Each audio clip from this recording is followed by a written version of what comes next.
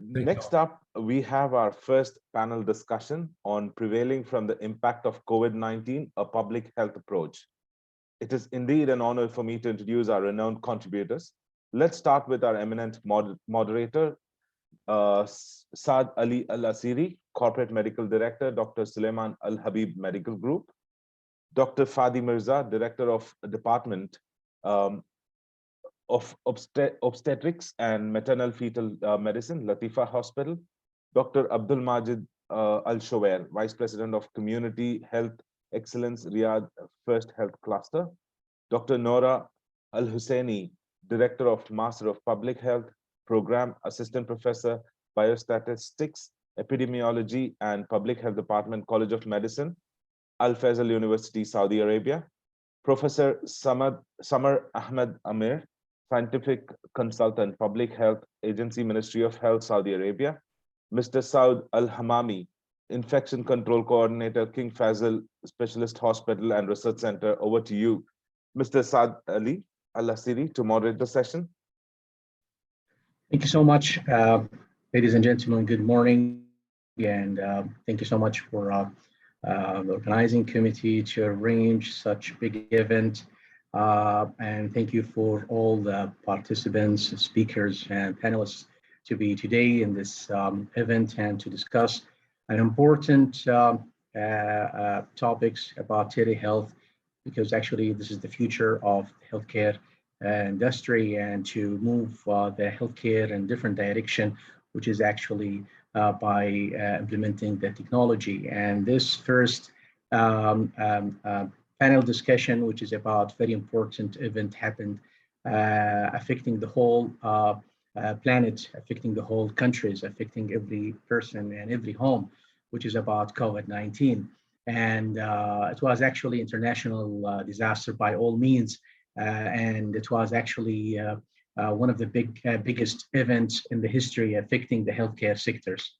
And actually, as we know, COVID-19 was affecting internationally all the countries by more than 539 million cases, and mortality, unfortunate, more than 6,300,000 cases. In our country, in Saudi Arabia, we had more than 785,000 cases registered, and with mortality more than 9,000. So we are talking about actually an important topic. We are talking about a big challenge in the healthcare sectors. And accordingly, we're going to have some important questions to be answered, and we need that discussion to meet your expectation about important topic, as I mentioned, about COVID-19.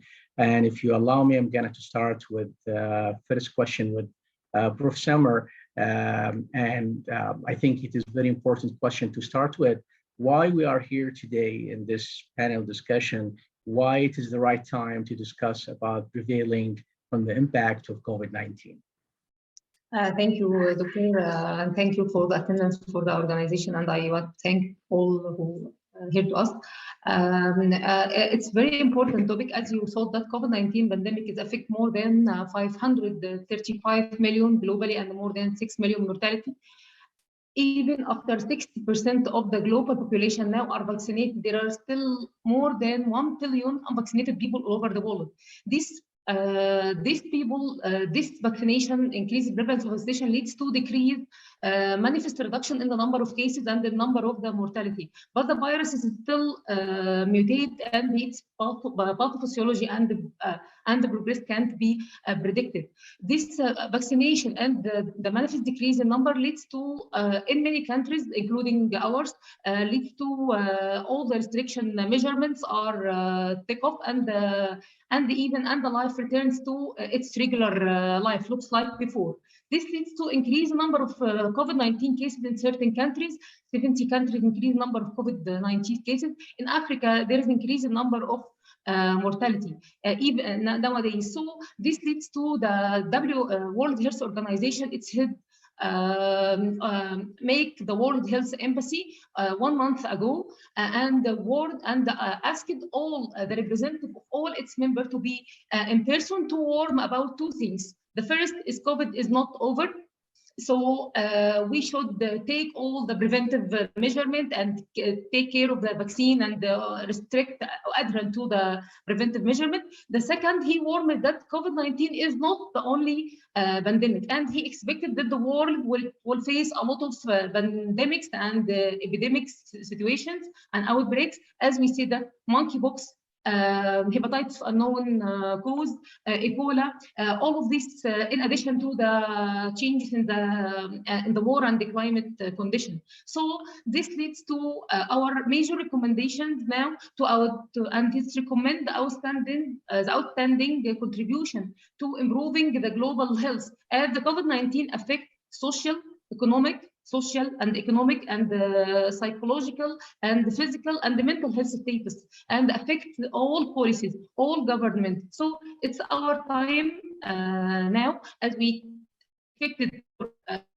cases, and the COVID is not pandemic and is not over. So it's a time to collect the learning lesson and put the global health improving techniques and the tools and the plan, and start to adhere to it to go through to prevent other outbreaks and to improve the outcome. Excellent, thank you so much. Dr. Fadi, actually from your expertise, and you are covering actually an important part of the healthcare, which is about obstetrics and maternity health. From your perspective, how did the COVID pandemic contribute to the growth of telehealth, especially in the women's health? Thank you, Mr. Chairperson. Thank you for the kind invitation to be part of this esteemed panel. Well, indeed, COVID-19 has truly undermined the importance of telehealth, in the sense that we finally understood that, you know what, it does work, and it was kind of like we say, under the soil. I'll give you a very simple example. I was on a telehealth application that we started, I think, a year before COVID. And I remember, over a year period, I had maybe one request for consultation. And then comes COVID, and I currently do maybe 5 to 10 a month. And the number keeps going up despite the decline in number of COVID-19 cases. I know they're going back up now, but even during, better days, we're still doing a lot. And you would wonder, as an obstetrician gynecologist, how can you treat patients on an app or on a computer? Well, you sure can. And I'll give you an example. I'm a subspecialist, and my subspecialty is maternal fetal medicine or high-risk pregnancy. And a lot of our work is actually co-management of pregnancies, such as, co-managing patients with diabetes of pregnancy or with hypertension of pregnancy or preconception counseling. And all of these actually could be done online. So a patient can share her glucose levels, and then I can tell her, you know what, we need to adjust a medication here, a medication there, etc. Or we can talk about preconception counseling, patients with known diseases, known conditions, known genetic syndromes. We can go over these. Even in the low-risk cases, even in the general obstetrics and gynecology, our bread and butter is actually, patients with abnormal bleeding or patients with certain symptoms that we could actually at least pursue the first line of workup by requesting some blood tests, requesting an ultrasound before we can actually see the patient. And I'll tell you, you'd be surprised the amount of cases or the degree or the magnitude of conditions that we could actually handle. And I'll tell you, I trained in the US, and the AMA, the American Medical Association, has recently reported that up to 75% of all cases cases could actually be handled safely and securely over the phone or video. So what does this tell us? That probably, telehealth is becoming a new norm, at least in parallel to what we currently do.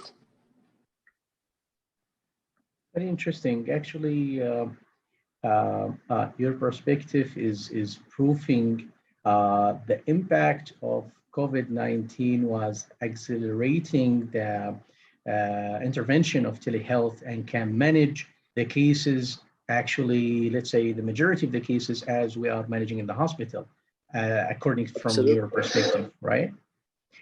Okay, Absolutely. thank you. Actually, it is a very interesting point.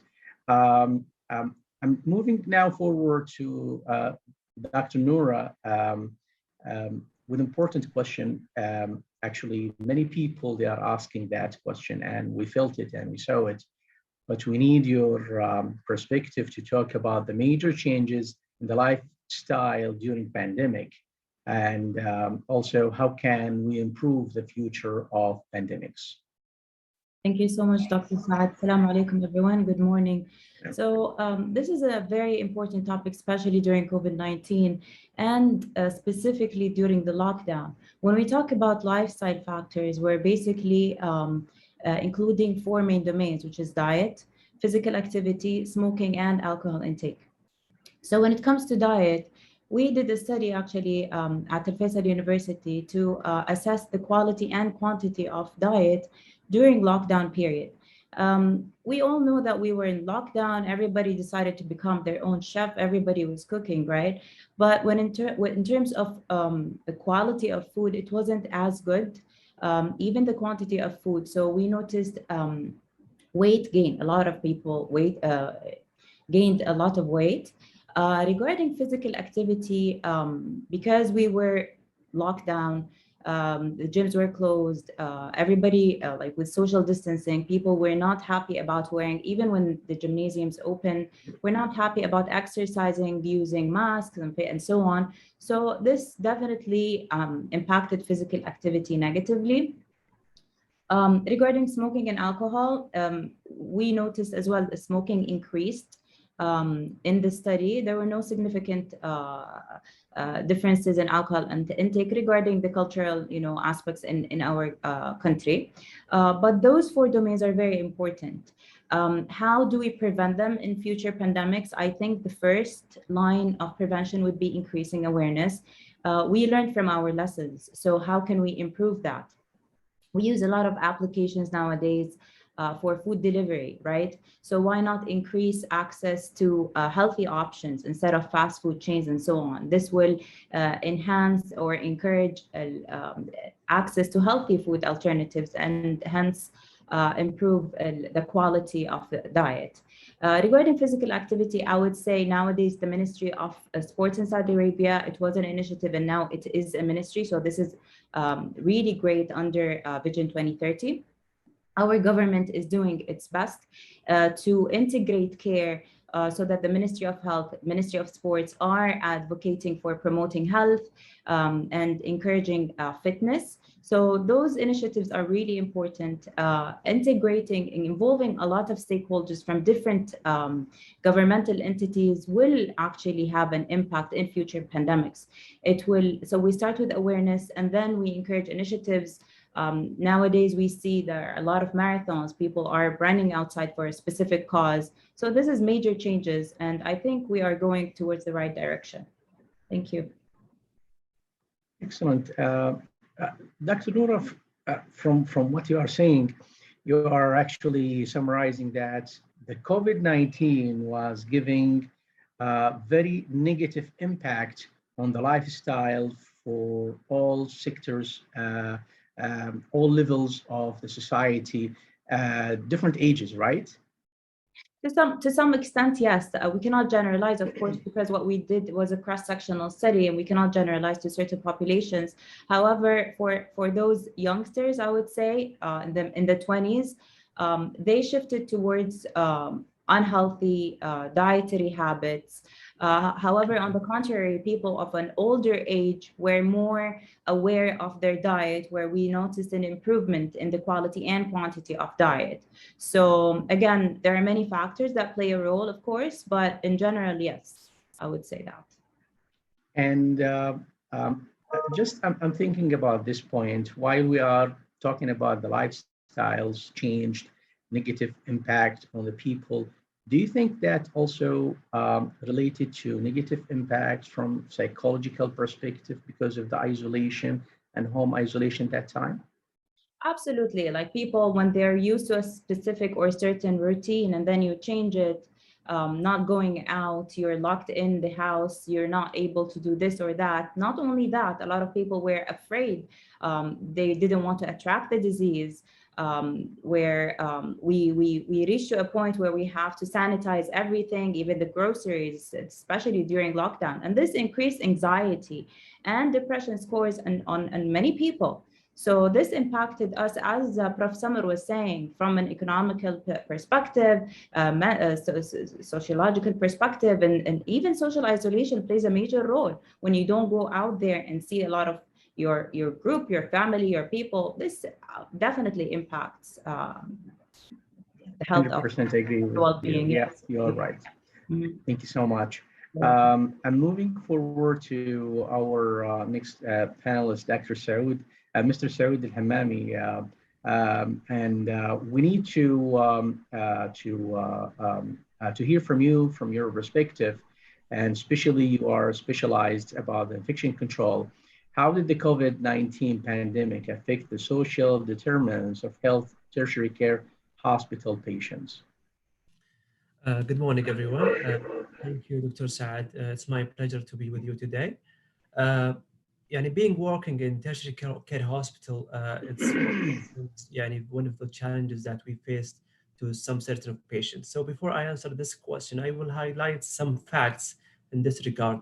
As you know, the population of tertiary care hospitals are mostly immunocompromised patient, organ transplant patient, PMT patient, and their medical and surgical intervention cannot be postponed or rescheduled for any kind of circumstances. This is the first fact. The second fact is about social determinants of health have an important influence in health inequities from public health perspective. And the WHO and all international organizations are putting the social determinant of health into action to improve individuals and communities' health and reduce the prevalence of chronic disease. So the example of social determinant of health, which influence health equity in positive or negative ways, are 10 factors as per the WHO. However, I will highlight two of these factors that's related to our question. So the first factor was major one, access to healthcare services of decent quality. And the second one was the social inclusion and support. So what was the impact of the pandemic to these factors among patient tertiary care hospital from my experience? As you know, the health system have been overwhelmed and have reduced the health services, leading to greater morbidity in COVID and non-COVID conditions due to many reasons, such as access to healthcare. As you remember in the beginning, the lockdown during the 2020, these kind of patient, the vulnerable patient, could not be able to transport or have access to tertiary care hospital. Why is that? Because given the widespread of uncertainty, public anxiety, stay-at-home orders, and other restrictions imposed during initial phase of the pandemic at that time, taking into consideration their need to healthcare access. So the second factor that's related to the social determinant of health is social inclusion and support. And just tell me about this. The strict precautionary measures that have been implemented from public health offices have had an impact on mental health of communities and individuals. So when you're talking about our patient in tertiary care hospital, they have been admitted in our hospital. They suffered a lot from the lack of social support from their families, from their friends. So as per the hospital guidelines, they refrain visiting inside the hospital, which negatively affected the physical and mental health of such patients, especially the older people. Furthermore, the healthcare providers' lack of empathy toward vulnerable patients have a negative impact on their health outcomes because of the amount of stress and anxiety and social distance measures and the fear of infection transmission and increased workload in that time among healthcare workers. So finally, I just will mention briefly some recommendation from my point of view. First, in terms of access to healthcare, there are two measures that should be taken to prevent interruption of medical services from future pandemic. First, to improve the survivability of secondary care hospitals nationwide, there should be strengthened cooperation among healthcare services providers at all grades. A lot of patients postpone seeking care due to the pandemic control measures, as well as the fear of higher infection probability in crowded large hospitals with longer traveling distances.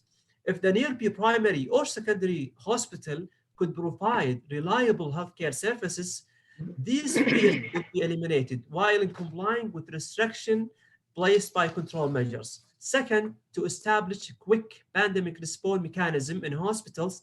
During the period of COVID-19, many hospitals stopped providing normal healthcare services due to insufficient stock of sanitation, supplies, as well as lacking of quick response management protocols of this kind of pandemic. The second, social determinant of health is social inclusion and support. A tertiary care hospital must assess the need of immunocompromised patients during any kind of crisis, especially those who are isolated or are limited mobility and cognitive decline, in order to provide targeted support, including mental health and psychosocial support. And thank you, Dr. Saad. Thank you so much. It was actually well covered from your perspective, and that leads me, after I heard from you and from Dr. Noora, to actually important topic, which is actually about the mental health status. And Dr. Abdulmajeed, actually from your perspective, especially in the era of a new emerging and re-emerging infectious diseases, COVID-19 affect all aspects of our lives, especially the mental health status. How we can manage this, especially after we talk about the impact in the lifestyle, the impact on the social style from our colleagues, Dr. Noora and Mr. Hussein. So we need to hear also your perspective in this. Thank you so much.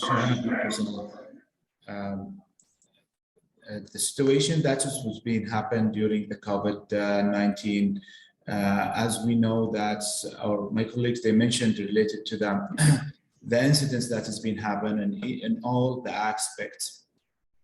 We know that the communication between the situation between the community and even the health sector is very important. The impact to the community, and it's kind of reflecting the situation as panic situation and anxieties can lead with the mental health situation. So in this aspect, the intervention related to our community and the communication should be efficient, to the point, and clear and transparent with the using of the effective communications situation. So the communications will be in two ways, that is could be as external and internal, as you mentioned, that is related to the particular of the mental health. For example, that's a situation internal in the health sectors, how it's been their situation and how it's being supported. Even toward the healthcare sectors or towards among the community participants or the community populations, will be through the channels, as it's been mentioned, related to the social media, or even as a consultation through the virtual consultation, as it's been did during that period. We know that it's a new situation and impact. So this incidents related, the situations getting raised, and alhamdulillah, that has been even for some of the study that mentioned how it's been managed properly, and even for the consultations with the high tech and even for the high technology. So the communications toward the community, the communications toward the teams and the healthcare sectors with unify the commands and unify the message is leading to proper, efficient, manageable the situation. This is in general that if you wanted to talk about the pandemic situation at that time. From your opinion, the communication, is it for all departments, for example, or all hospitals to unify the message? This is actually one excellent point. But do you think one-to-one talk to especially those who are actually, we find them under huge stress, those affected from psychological perspective, to have one-to-one sessions with them that going to improve the situation? Yeah, great question, Dr. And in fact, Dr. Saad, if we wanted to unify the message and the situation during the COVID, as we know that the COVID-19 or the pandemic situation is never had before with the new century. So all the people, they didn't having the same experience before. So first of all, let's unify the message, unify the situation, unify even the channel, communication channel. In case of that, they having particular or individuals being cases inside the healthcare sectors. The communications one-to-one is make sense, and even for increasing the efficiency of the health outcome toward them with the specialized and professional staff. So it can be used as one-to-one physically or as a virtual. It's very important, even as we know that the increasing time of work for the healthcare providers, stress, etc. So workload, all these particulars can make stressors on him. So in both internal and external communications should be considered in this matter. Thank you so much. Actually, it is very important point, as you mentioned. I will go back again to Prof. Samar, and I would like to ask, from your perspective, can you give us just summary brief about what's the meaning of post-COVID-19 syndrome? As all our colleagues today speak about the different domains that COVID-19 affect our life in terms of even infected or uninfected cases. But our topic today, that's what I want to focus about, is the post-COVID-19 syndrome. If we said that we have more than, globally, more than 535 million people infected with COVID, there is a report that one from every 2 adults infected have a persistent COVID-19 symptoms, and 2% from the children have post-COVID-19 symptoms. What is this post-COVID-19? Up till now, there is no clear international definition because the different variation and unavailable accurate statistics, but the symptoms that appear after 1 month from recovery. So after 1 month from recovery, the people reported either persistent symptoms from the acute symptom or persistent appearance of a new symptom, or reported a relapsing of a previously appeared symptom appearing of a new one. So it may be single symptom or multiple, persistent or fluctuating, and it is affect all domains of life, affect the social, affect the economic, affect the mental, affect the physical health status, and affect the quality of life.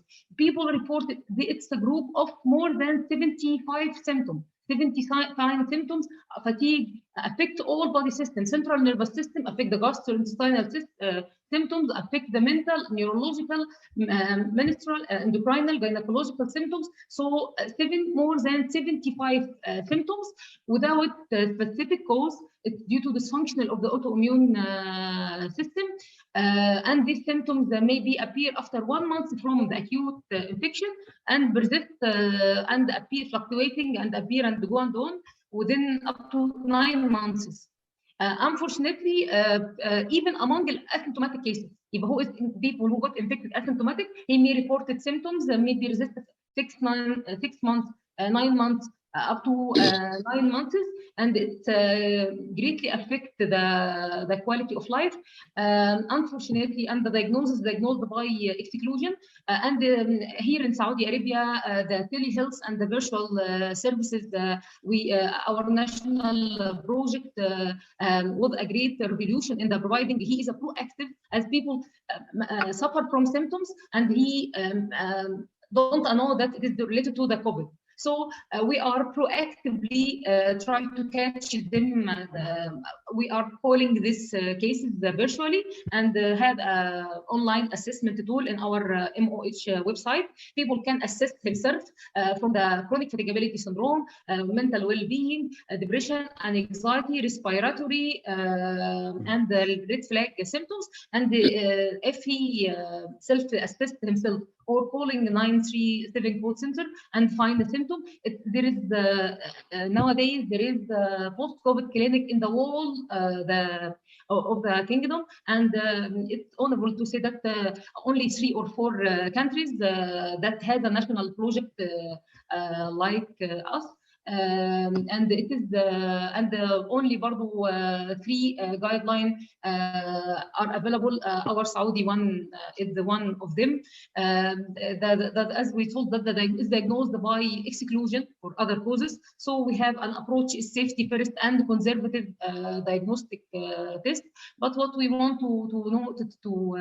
to insist on awareness, as Dr. Mona and Dr. Abdulmajeed and Dr. Fadi, as all of them said, awareness is very important. Everyone should aware that there is a symptoms to try to instead of go to many primary health care, go to cardiology and go to the obstetric menstrual irregularity, fatigue, insomnia, and this as a Saad syndrome for more than 75 symptoms. We from our side and from our national perspective, we proactively reach to this cases and manage them. And the promising, it is just patient education, patient reassurance, and symptomatic and supportive management is the meaning treatment. Otherwise, few complicated cases that greatly interfere with the daily life activity that need close medical care, especially hospitalized during the acute attack. Thank you, Prof. Dr. Fadi, in summary, from your perspective, if the burden of the pandemic diminishes, do you foresee the telehealth continues to prosper? Thank you, Dr. Saad. So, in my opinion, I think telehealth is here to stay. And actually, even at times when the burden of the pandemic did diminish temporarily, telehealth continued to go on steady. And I think we've learned so many lessons from the pandemic, some of them the hard way, unfortunately.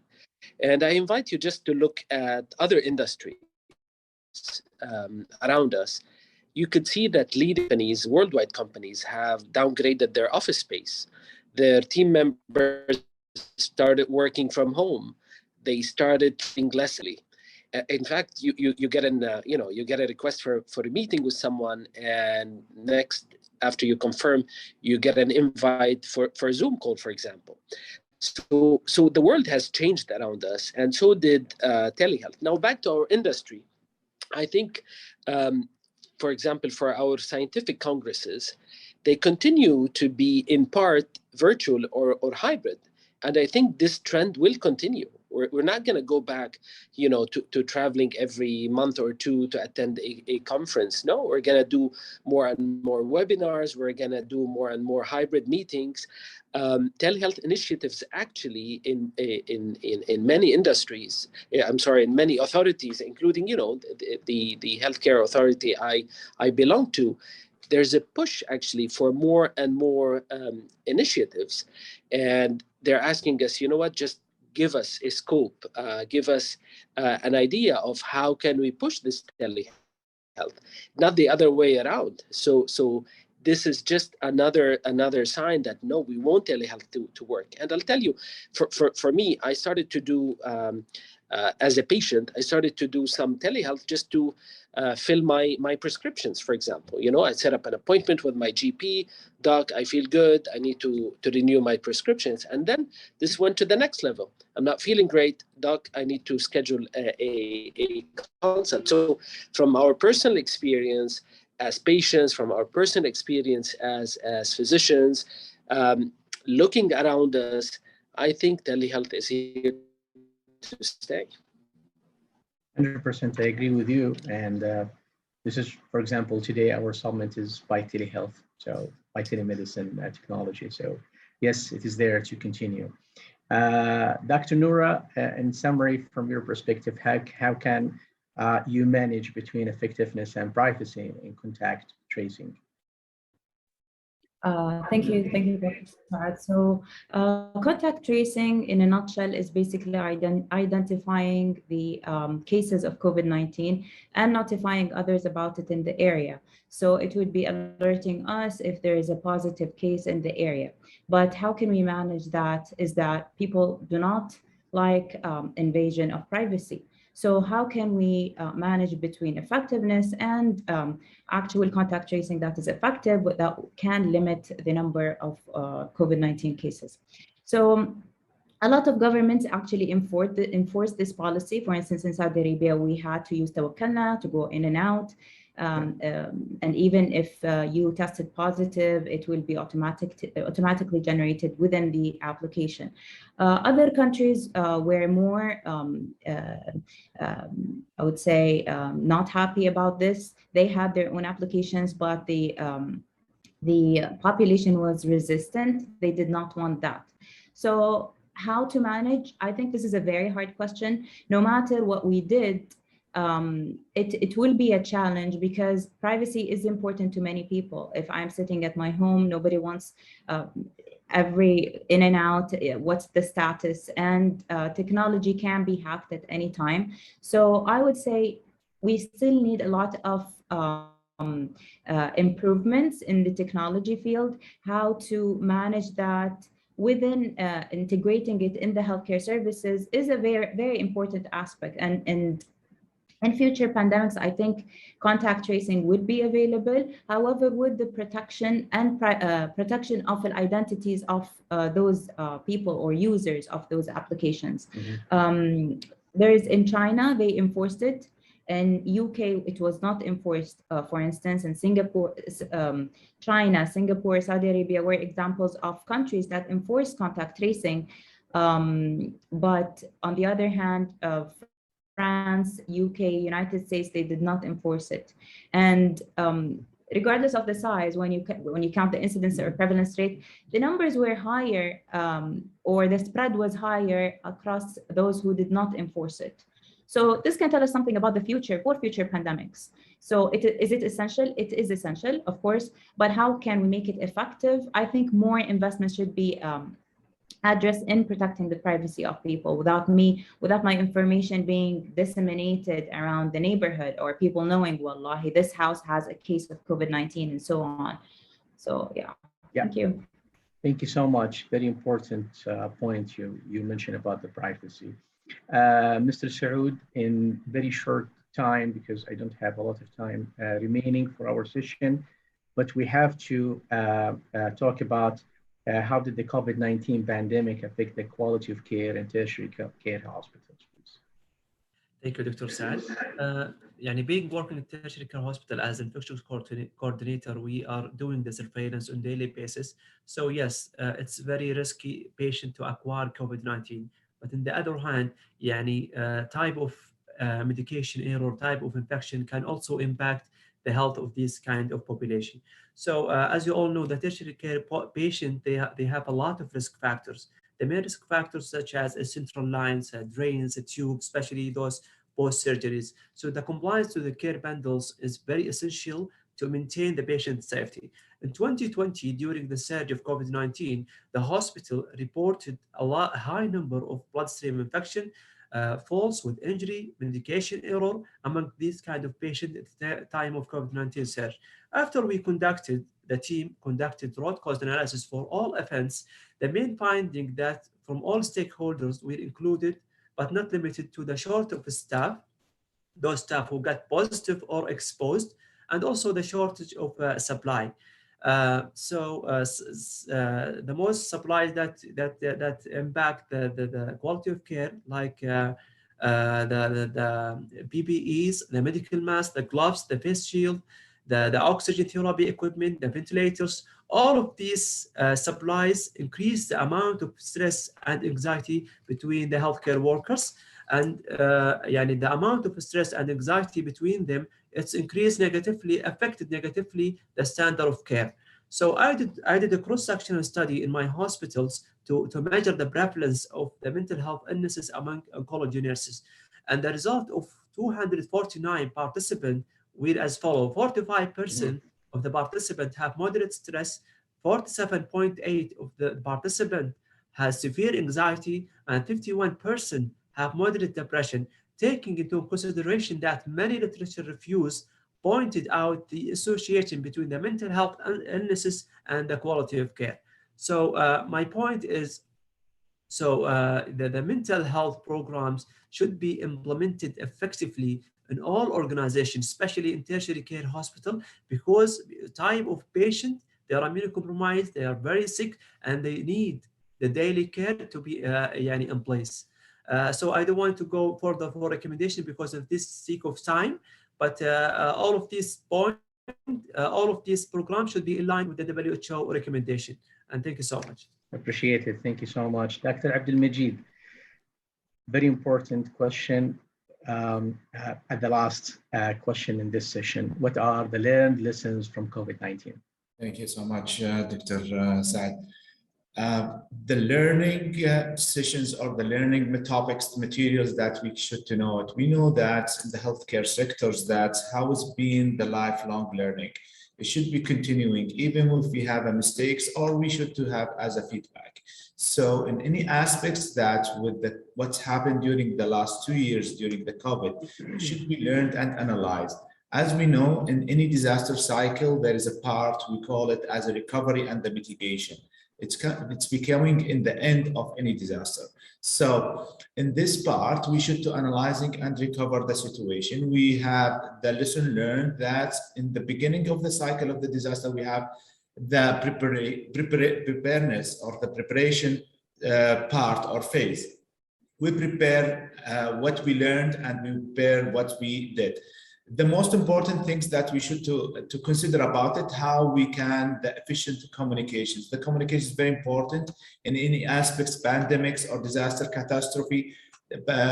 Communications should be efficient, to the point, clear message to everywhere. With the high technology and the high tech, it's been integrated now with the healthcare system. It's make it easier, but we should to improve it more and more and to keep the message to be to anywhere and to everyone without barriers. Even for some certain people, they don't have, for example, the elderly, for example, they don't have any high technology to using this technology. So the message should be sending even the content of the message. This is in brief. I know the time is not helping me on this matter, but I'm trying to summarizing my talk. Thank you so much, Dr. Saad. Thank you so much, guys. This is very interesting panel discussion. I wish we have more time.